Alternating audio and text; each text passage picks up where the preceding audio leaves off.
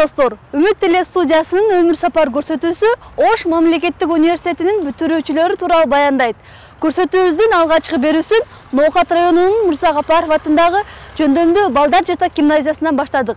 Аталган мектепте өзгөчө сымдуу Кадыров Маркен агай эмгектенет. Биз бүгүн Маркен агайдын өмүр сапары тууралуу баяндайбыз.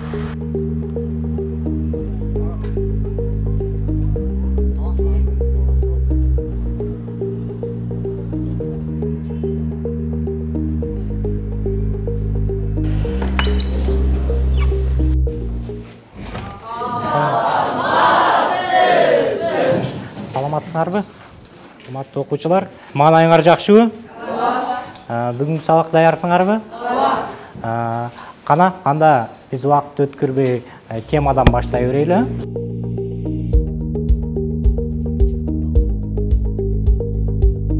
Мен ушу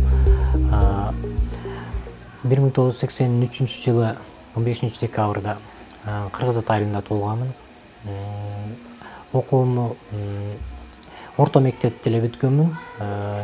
Азыркы Тайлакбай Темиралиев атындагы орто мектепти бүткөндөн кийин ошо алгачкы окуу жайым ушул Ош мамлекеттик университетинин тарых факультетине тапшырганмын 2000-жылы. 2000-жылы тарых факультетине тапшырып эле мен ошол жерден өзүмдүн эң жакшы ийгиликтерим башталды десем болот. Себеби мен тарыхка өзүм кызыккандыктан, ошол жердеги мугалимдердин билиминин өтө терең бергендиги, ошондой эле мугалимдердин эң жөнөкөй биз менен жакшы мамиледе болгондугун байкаганмын. Ошондон кийин мен 2-курстан баштап эле мектептерге чыга баштадым. Агайлардын айткандарын кылып, мектептердеги сабактар кандай болот, сабактарды кандай бериш керек, өзүңөр билесиңер. 2002-2003 жылдары ушул китеп көйгөйлөр өтө көп болгон. Азыркыдай интернет дагы жакшы жайылтылган эмес. Ошондуктан бизге өтө изденүүлүктү талап кылган. Ошол мезгил бизге ушундай талаптарды койгон. Ошентип биз 2005 жылы Ош мамлекеттик университетин бүтүрдүк. Бүтүргөндөн кийин өзүмдүн иш жолуму өзүмдүн бүтүрүп кеткен мектебимден баштаганмын, Темиралиев орто мектебинен. Андан кийин ушул гимназияда 2006 жылы февраль айында биринчи жолу баштадым.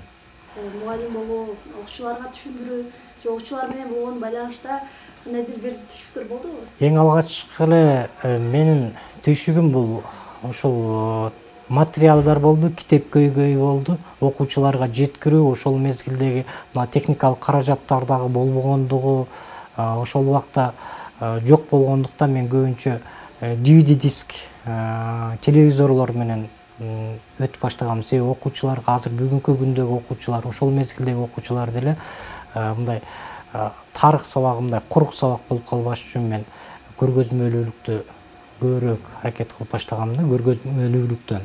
Ошол 2006 жылы бул гимназияга мага чакыруу болуп калган. Ошол жерге тарыхчы керек, күчтүү тарыхчы дегенде мен гимназияга кандай иштейт экенмин деп. Ошондуктан бул жерде деле ошондой көйгөйлөр көп экен. Бирок мен ошол өзүмдүн агайларыман жардамдарды сурап турдум. Ошол азыркы Ош мамлекеттик университетинин китепканаларынан китептерди алып келип окуучуларга даярдыктарын берип аттым, окуучуларга даярдап аттым окуучуларды. Ошол эле жылдары олимпиададан окуучуларым жакшы ийгиликтерге жетишкен десем болот. Себеби мен ушул жерге келгенде 6 окуучум олимпиадада райондук турда 1-чи орунду алып, андан кийин областтык турга 3 окуучум өткөн. Себеби ал мезгилде 9-класстар областтыкка барчу эмес. Ошондуктан 10-11 класстардан 3 окуучуму олимпиадага алып баргам. Эми тилекке каршы ошол мезгилде мен жаштык кылганмынбы, же жакшы даярдай алган эмесминби, ошо биринчи эле келген жылдарым республикага алып бара албай калдым. Бирок андан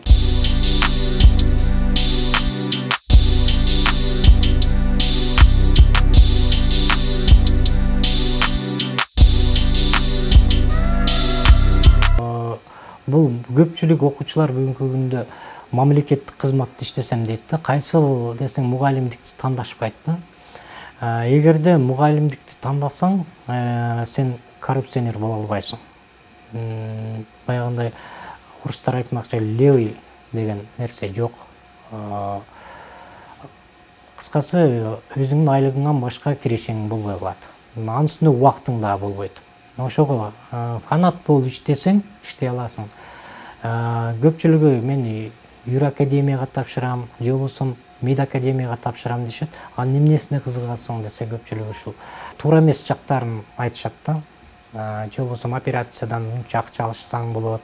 Анан мен айлыгын эсептеп көрөм да. Айлыгын эсептеп көргөндө биздин бүгүнкү күндө айлыгыбыз 10 миң, 15 миңге чейин, даже 17-18 миң айлык алган мугалимдер бар. Ал эми ошол эле мамлекеттик кызматтарда иштеген көпчүлүк организацияларда булардыкы 8 миң, 10 миңден ашпайт. Алар эмнесине кызыгат? Ошол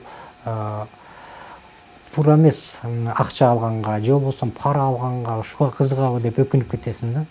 Ошончо мен окуучуларга көбүнчө айтам, эгер таза иштейм десең мугалим бол, болбосо сен жеке ишкер, бизнесмен эле бол депчи. Ош мамлекеттик университети мен үчүн жашоомдун, келечегимдин түзүүчүсү десем болот.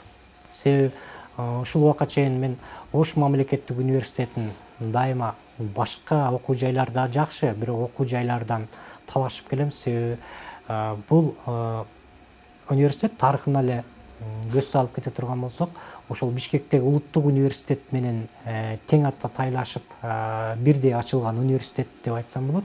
Себеби Советтер Союзунун мезгилинде ведомство болуп ачылып, бүгүнкү күнгө чейин өзүнүн кадыр баркын жоготпой жогорулатып келүүдө.